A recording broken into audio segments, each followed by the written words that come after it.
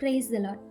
உலகத்தின் பெரும் பகுதியை தன்னுடைய ஆட்சிக்கு கீழே கொண்டு வந்தவர் மாவீரன் அலெக்சாண்டர்.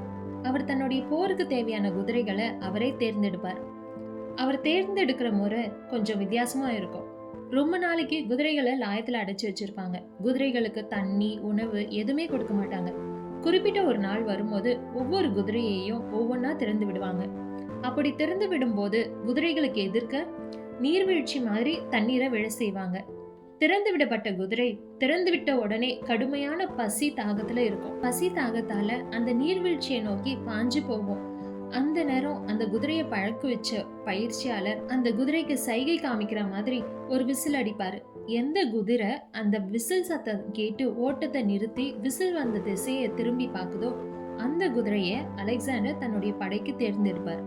மற்ற குதிரைகள் மற்ற காரியங்களுக்கு அனுப்பி வைக்கப்படும் வரலாறு சொல்லுது. நாமும் மேலானவைகளை நாடி பரலோகத்தை நோக்கி ஓடிக்கொண்டிருக்கும் போது நம்முடைய ஓட்டத்துல நம்மள திசை திருப்புற மாதிரி பல கவர்ச்சியான விஷயங்கள், பரவசமூட்டும் பொருட்கள், ஆசைகளை தூண்டுற காட்சிகள் வரலாம். இது எல்லாத்தையும் தவிர்த்து நாம நம்ம தேவனோட சத்தத்துக்கு செவி கொடுத்து எச்சரிப்பை கவனிச்சு அதன்படி நாம நடக்கும் போது இலக்கை ஈஸியா அடையலாம்.